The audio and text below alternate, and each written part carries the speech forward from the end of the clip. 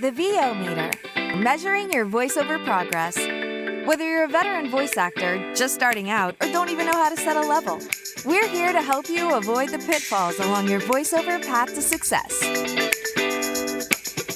The VO Meter is brought to you by Voice Actor Websites, Studio Bricks, Global Voice Acting Academy, JMC Demos, and Sennheiser.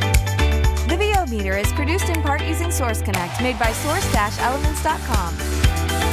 And now, your hosts, Paul Stefano and Sean Daly.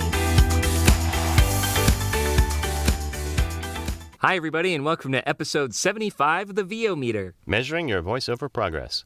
Well, this episode is all about our One Voice USA recap. So, Paul was on the ground, and I was joining remotely, and so we just wanted to share what some of those highlights were for a little bit. Yeah, and I want to say to our audience, there won't be as much content as some of our other conference spectaculars, including One Voice USA Virtual, because I was part of the tech team, which meant I was busy a lot of the time. And I told Hugh and Peter and JMC that this would be the case, that if I sign on to help out, you're probably going to lose some podcast content, and they seem to be okay with that. So hopefully you are as well. Wonderful. And if you guys haven't already listened to it, we have about a dozen mini-sodes, about like 10 to 20-minute episodes with with the majority of the One Voice speakers. So if you didn't get to go to the event or you just want a little bit more time to learn about what they're about, we have those. Yeah, thanks to everyone who was able to participate. I talked to several of them in person that were there in Dallas, and they all thanked me for being on the show. And I said, no, thank you. You're the superstars coming and talking to us, so I appreciate all of their time. Exactly. They are all very generous with their stories, with their wisdom, and so, oh my gosh, some of you guys are hilarious. So I'm thinking of Scott Parkin, Katie Lee, Melissa Disney. You guys were awesome. Thank you. Yeah. And on that note, I want to start off by saying, just sort of randomly, but because of the interview we did, I guess, I ended up spending almost every couple of minutes with Paul Cartwright, who I just want to say off the bat is just fantastic. I had not met him before we did that interview. And then on the ground, I talked to him almost immediately. And then every couple of hours after each session, and actually during some sessions that we'll talk about, where I was running the tech and he was a speaker, got to spend a lot of time with him. So, Paul, it was great meeting you and hope to see more of you. Indeed. All right, and congratulations on the One Voice Award as well. He got one for Best Character Voiceover, I believe. Congratulations, Paul. Walgreens, because it's flu season, and you live in a place with doorknobs and handrails and, people. We tried booking a vacation rental on one of those other websites. They don't always tell you everything. The stars take it to the red carpet. We are back live from the red carpet. California leads the way for change in America, and so does Kamala Harris. Rated M for mature. Claire Redfield. And who exactly are you? So, yeah, what hashtag should I use to describe a grown man in a tuxedo wrestling a goat? And prior to 1933, many of them belonged to a variety of political parties that were now outlawed in Germany. This is the story of how Q got curly. Quinn was crazy about curls. Curly fries, curly straws, curly-haired dogs. Hey, Jay Michael here. Thanks for listening to the VO Meter podcast. It's one of my favorites. If you're looking for a great demo like the ones you just heard, check out jmcdemos.com for more information.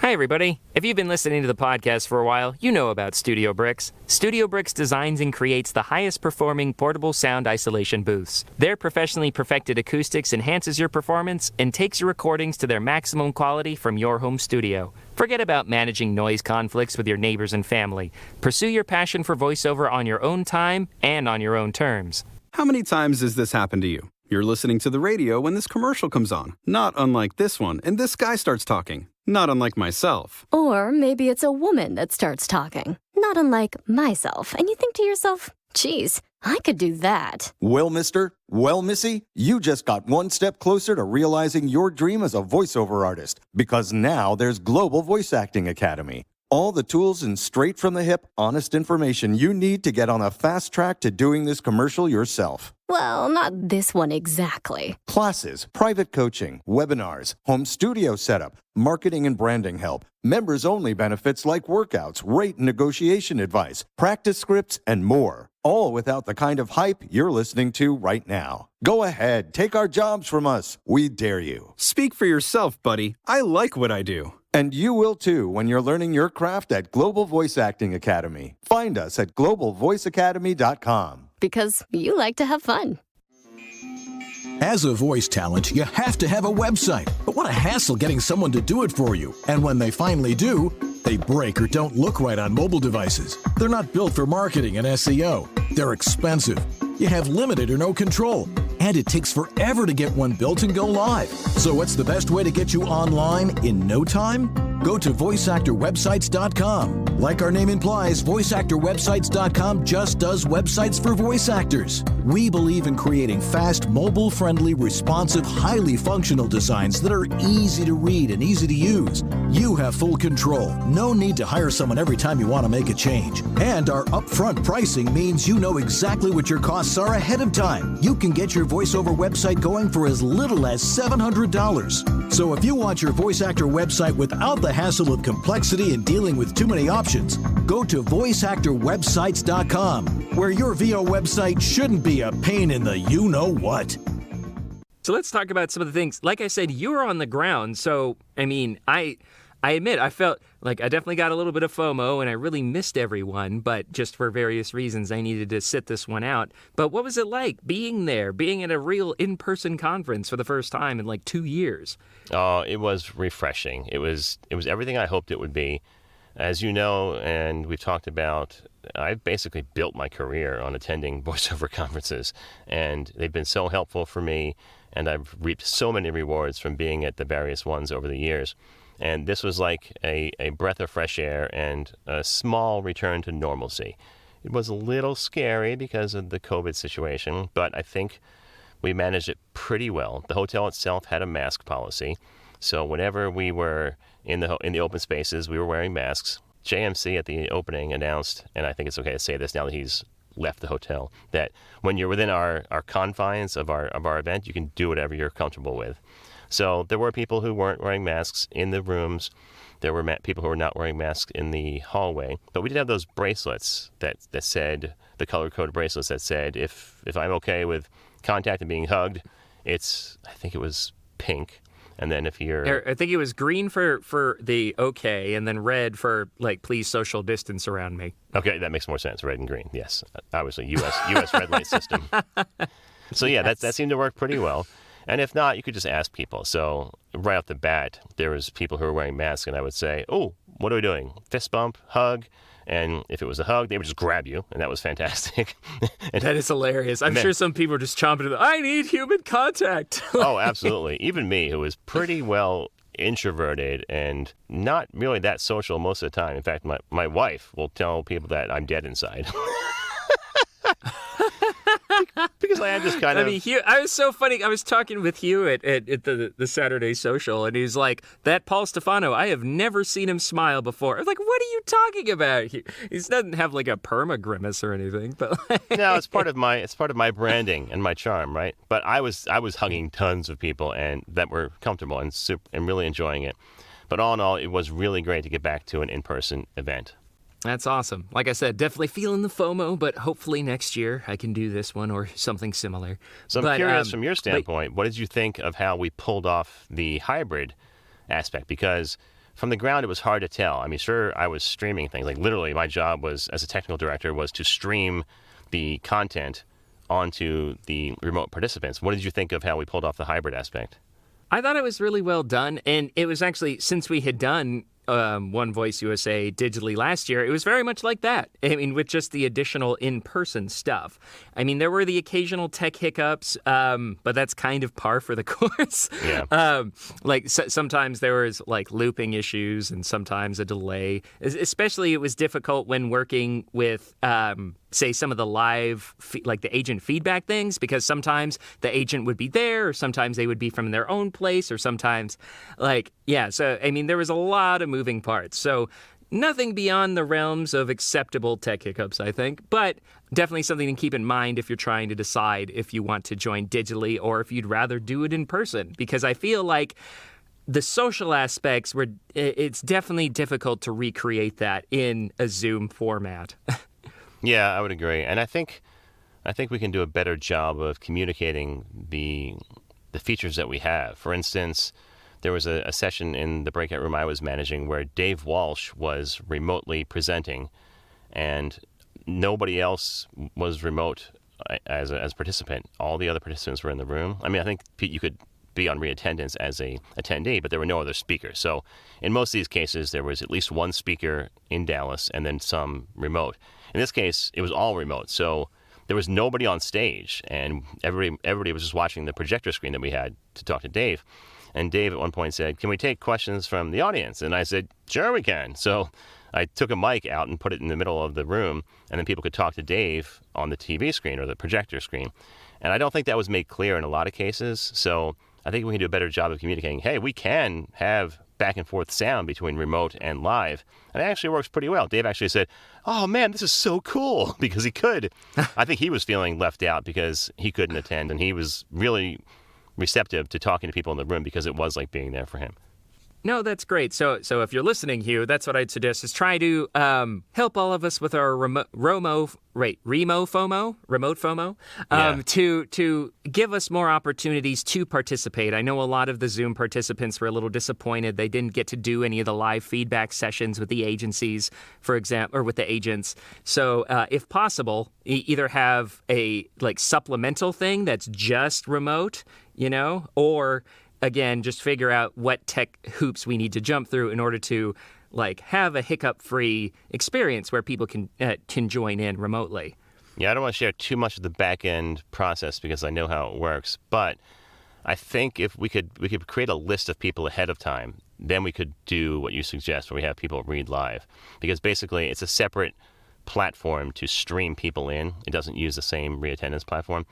But we could do it if we had a list ahead of time. It would be nearly impossible to do live because the tech director, in this case me, would not be able to pull it together on the fly.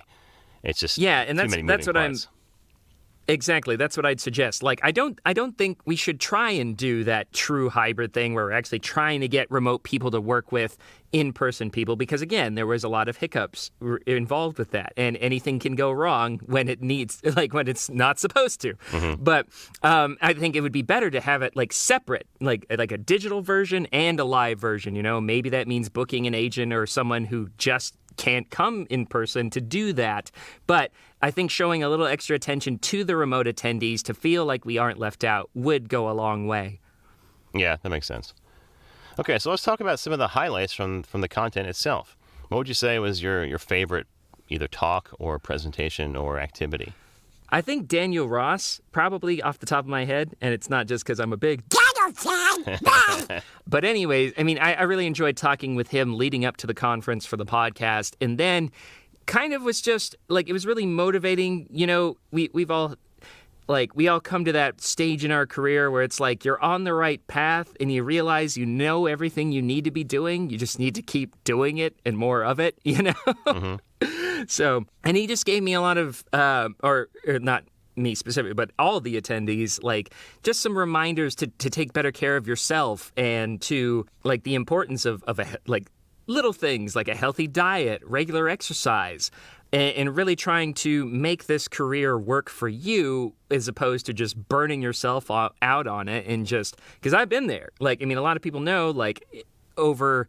there is this period of time of 4 or 5 years where I was just so focused on this and I had a full-time job, so I'm pulling 16, 18-hour days, and my health really suffered. I got back, knee, wrist pain, all sorts of stuff. I stopped exercising. I wasn't, I was kind of just eating what was available, so I was gaining weight, and it's just, as someone who grew up swimming and enjoying working out, I really... I missed that stuff, and I just gave it up because I was well, I don't get paid to do those things, so... But anyways, he was just really motivating, and I've just been, him and Katie Lee have just been stressing the importance of physicality for your performances, and as someone with multiple joint injuries and chronic muscle tension, I was really, limiting or constricting my expressiveness, as it were, so... I've been doing a lot of physical therapy recently, and Daniel encouraged me to actually buy some dumbbells and stuff like that, and so I could work out from home. And so thank you, Daniel, for helping me improve my my VO career or progress and my life for that matter. So that was probably the most impactful for me. What about you? Yeah, I hear what you're saying on that. first of all. By the way, I think I might have a hernia right now related to sitting on your butt all day and not doing anything physical. Yeah, it happened. It happened when I came back. Like, nothing happened at the conference, but I guess it was on Tuesday morning. I just woke up with stabbing pain in the abdomen. Ouch. I went to my regular doctor. I'm sure you were moving a lot of stuff at the conference. Well, yeah, too. that's the thing. It was carrying stuff and schlepping stuff back and forth. So, and I don't normally do a whole lot of physical activity. So, no fault of the event, but I should probably get out and do more exercise. We'll see, though. I haven't seen the surgeon yet. My regular doctor said, yeah, maybe it could just be a strain. Go to check it out. It is getting better, so fingers crossed. We'll see. But I think my favorite part was just seeing. Well, specifically, I was in room 1, which is the breakout room, doing only that. So anything that happened outside room 1, aside from the opening ceremonies and closing ceremonies and the One Voice Awards, I didn't see it. But I think my favorite thing from room 1 was the parents panel, which was moderated by Karin Gilfrey. It had Scott Parkin, who was remote, and then in the room we had Christy Bowen, JMC, J. Michael Collins, for those who don't know, and Michelle Sunholm. And as a parent myself, I could totally relate to all the topics they were talking about. Now, it wasn't about how to get your kid jobs in voiceover, which is a whole other topic, and almost everybody there has done that, has had their kid do at least one job.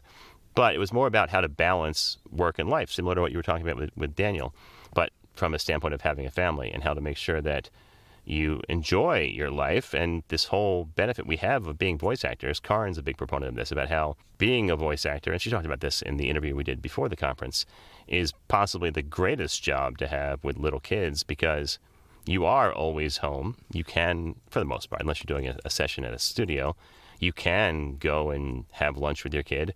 You can take a walk in the stroller if they're that young. You can go to their soccer practice or baseball game. And I've enjoyed all of that. It's the main reason I became a voice actor, was to quit my slog of a full-time job that was keeping me away from the family all day and stay home with my last child, who was born 9 years ago. And I totally identified with everything they were talking about. Yeah, I really enjoyed that panel as well. I mean, I'm not a parent, obviously, but thinking about it, it's something that might happen, and you want to know, you want to be prepared. And I told Rachel that I sat in on it just in case, and her heart swooned to hear that. So. Nice. But anyways, and it was a great reminder. Again, so much of this there was kind of this theme of be patient and persistent and kind to yourself, right? Because like I said, Paul's been there, I've been there. It's really easy. And I think actually Taliesin Jaffe, voice actor, voice director Taliesin Jaffe said it best. This industry rewards sacrifice. So it is very easy to burn yourself out and to just destroy yourself trying to pursue this. But when you do that, it's very easy to lose sight of why you're pursuing it in the first place.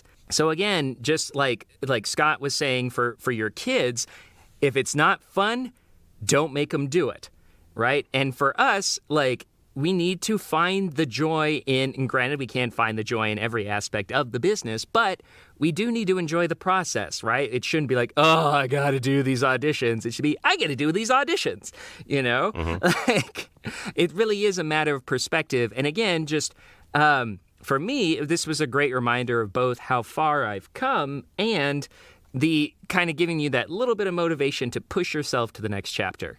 Yeah, I agree. So a couple other highlights from room 1. Vince Labica did an agent read, and he was great. I actually spent a lot of time with him, too, outside that session. I was just talking to him casually a lot of the weekend as well, and he's a great dude, and everybody loved reading for him because his feedback was great, and heard some great feedback from people about how they felt empowered by his direction, which he's not really paid to do. He's an agent, but they really loved his direction as well. And then the Leaders of Marketing panel, marketing leaders of the voiceover industry, and they had Kelsey Seavey, Paul Cartwright, again, told you I saw a lot of Paul, Carrie Olson, Carrie was the moderator, Brad Hyland, and Celia Siegel, who was remote. And they did a great job of tackling how to market yourself. And Celia, of course, talked about branding and how those two things are intermingled. And I love the input from Brad, who was a multiple One Voice Award winner this weekend, as well as the Inspiration Award winner. And yeah, that they did great with the content they presented. Were you in that one as well? That one, not actually. No, it sucks because I was working a little bit over the weekend, so I wasn't able to catch everything, and it was really difficult because I was like, there's so much great stuff going on at once. So I did like 10 minutes here, 20 minutes there, and so unfortunately I missed that one. Okay. Then there was the OVC's first ever radio imaging panel, and like Jeremy Piven said in the Cars movie, I didn't see it, AJ, but I heard it was great. I actually was off the. I was going to say I had to run that one, but the other thing that was going on was we were setting up for the One Voice Awards. So I set up that panel poorly.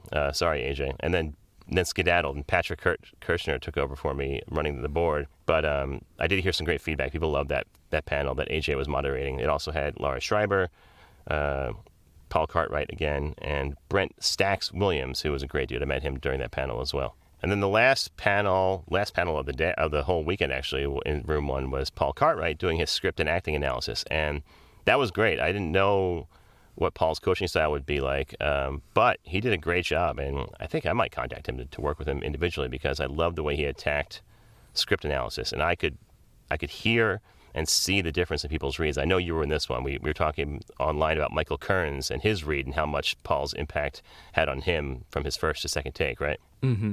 No, that's great. And Michael Kearns is actually a Washington, Seattle-based talent. I know, that's why I brought it up. We've worked together.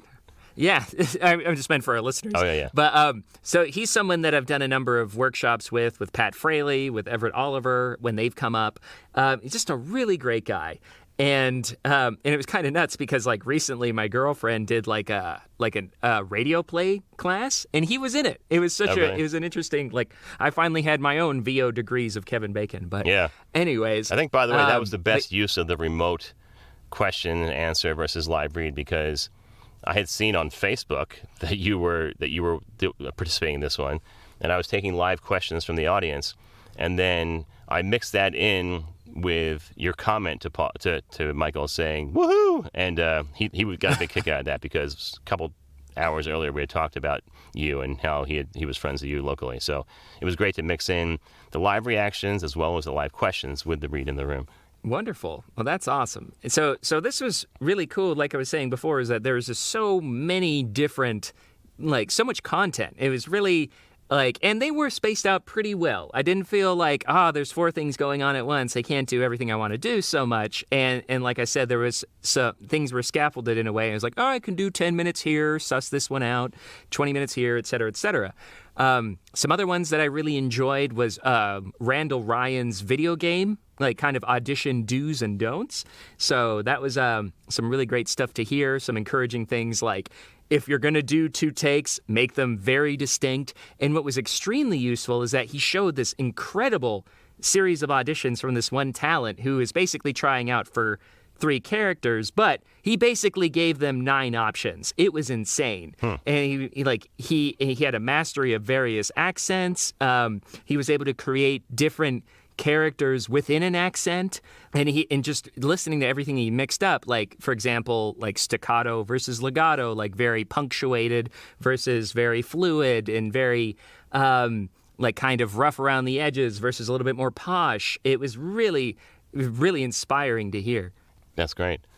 So that's the recap of the content. I want to talk a little bit about the social aspect because obviously it was a little bit different between your experience and my experience. I was there and we had a fiesta night and a dance night, both Thursday and Friday. And then we also had the One Voice Awards. So I'll talk about those. But what was it like from the remote end with Scott Chambers hosting? By the way, Scott did a great job with the intros and transitions from each session, I think. That was all remote. In case you didn't know, he was at his house in Florida due to a back injury, unfortunately. But he was able to join us, and we mixed that in live between each session, and I think he did a great job. Congratulations, Scott. Definitely. He is such a master MC. Maybe that's why they call him Master of Ceremonies. But anyways, it's always good to see him.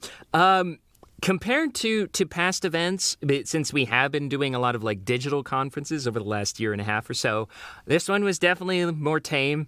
I think during the social, we maybe had 24 people total. Oh, okay.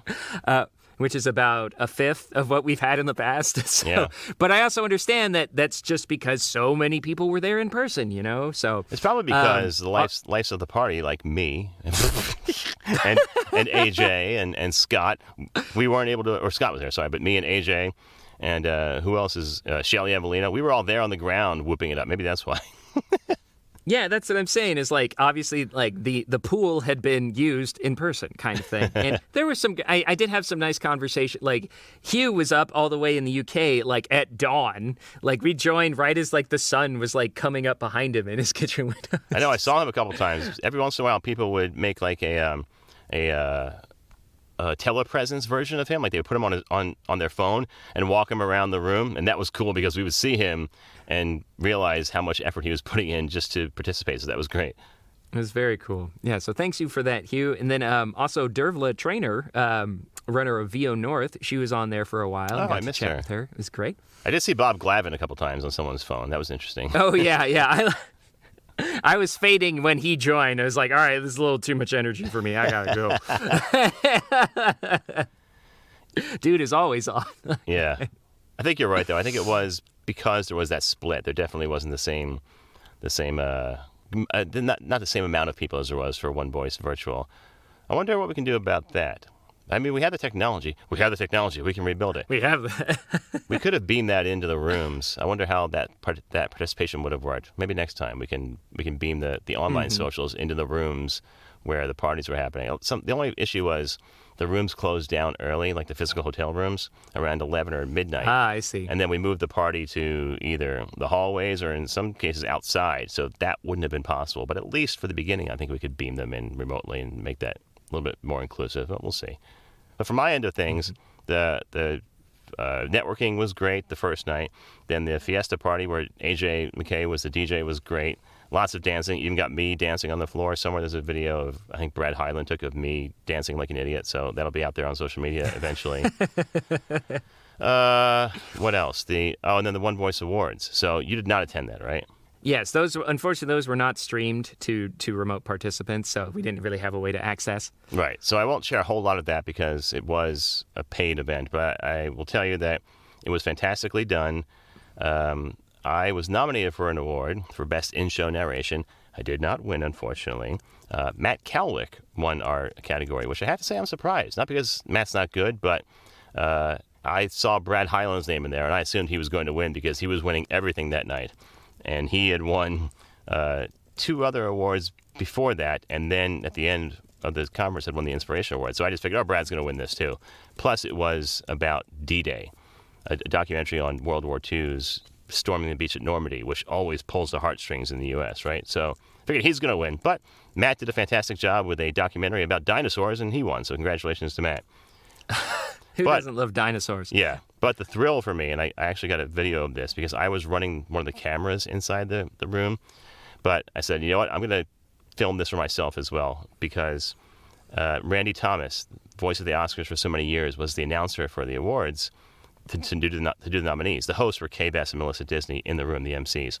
But Randy was doing the announcements. So it was just like being nominated for an Oscar. And I have a video of Randy saying my name, and I'll forever cherish that. Thank you, Randy. That's pretty awesome. That's wonderful.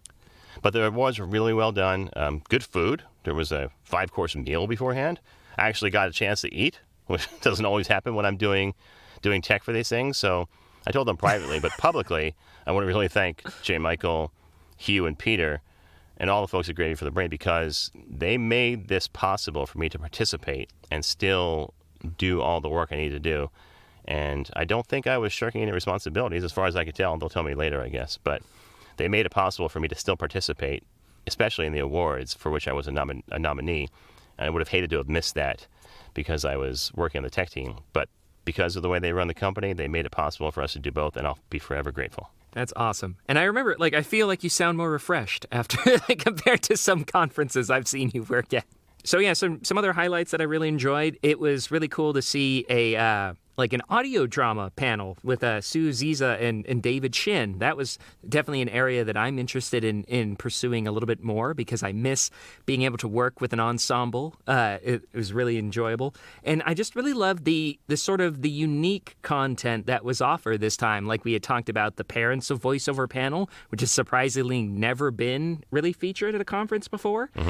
Dave Walsh, we're talking about, had a wonderful talk on inclusivity, the new sound of voiceover, and how we're trying to not just have a more authentic conversational style, but trying to hear more diverse voices from different across the gender spectrum, across ethnicity. And it was just great that we're actually kind of having these conversations at these conferences. And a couple of live announce specific sessions too, which we don't often have. Melissa Disney did 2. One was to talk about how to do live announce, and the other was literally just her telling stories. And it was called Behind the Scenes VO Stories, Secret Life of the Girl Next Door. And all it was her talking about her experiences as a live announcer at all the events she's done. And I mean, that may sound cheeky, as the Brits would say at first, but I found value in it. For someone who's been in the business for a while and may not need to go to a workshop on script analysis. Maybe you have all the script analysis chops you need. Something like that is unique, and you won't see that anywhere else. So it was great to sit on that and just hear all those crazy stories from Melissa, because she's just the life of the party. For real. Like, she had me cracking up so much during our interview. So if you're listening, Melissa, thank you so much for the laughs. I lost so much weight. But anyways, but yeah, and it was... like you were talking about the script reference. That was one of the things that I was really happy about, because I felt like a lot of the critiques that I would have given some of the talents performing for the agents is what the agents said, like slowing down, relax more, use your lower register, et cetera, et cetera. So I'm just like, yay, not only is my analysis all right, but I'm giving people good advice at GVAA. So. Agreed. And then speaking of, last thing I wanted to mention was it was really happy to see Katie Lee, who's just a wonderful actress and mentor friend, just doing so much at the conference. She was in pretty much anything related to animation or video games. She moderated a animation and video games panel with Bill Farmer, Daniel Ross, and Julie Shields, and it was great. Like, she kept the...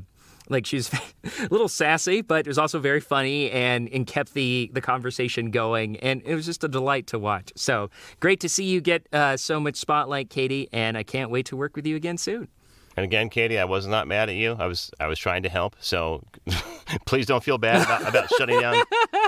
Katie was doing questions afterwards, like all of them. Julie, Bill, Daniel, they were all just so generous with their time. It was the last session of the day. And they were all taking a million questions, and it was like 20 minutes after the session ended, and I walked in, because it wasn't my room. I walked in, and I was like, why is this still going on?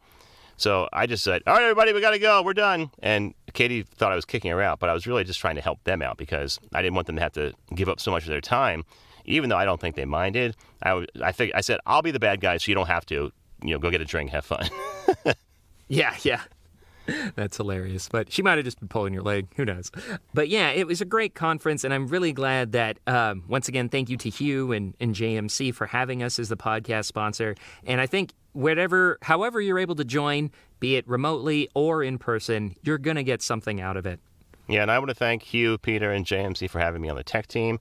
I want to thank all of my tech team compatriots, which was Mike McGonigal, Patrick Kirchner, Travis Mulla. Actually, I don't know how to pronounce his last name. It's either Mullano, the Cajun pronunciation, or Mullinux. Thank you to you guys. And then tech director Harry Davies did a fantastic job. And Gina Thompson as well on the tech side. Saved my butt on more than one occasion. And thanks to all of you guys. Oh, and Uncle Roy. Oh my God, I forgot Uncle Roy. Uncle Roy running the audio in the back. Uncle Roy Yokelson from Antland Productions. Thanks to everybody for making this a seamless experience and doing a fantastic job. So that wraps up this episode of the VO Meter. Measuring your voiceover progress. Coming up, I promise, John Malone, we will have your episode out as soon as possible. You're next, buddy. We have an episode with John Malone, fantastic voice actor from L.A. He's currently the voice of Sonny for Kellogg's Raisin Bran and a host of other projects. And then after that, we have Doree Allen Nieves, so stay tuned for those. Thanks for listening, everybody. We'll see you in the next one. Thanks for listening to this episode of the VO Meter. To follow along, visit us at www.vometer.com. We'd also love to hear your comments or suggestions for the show. or if you have a questionable gear purchase, tell us all about it on our Facebook page or on Twitter @the VO Meter.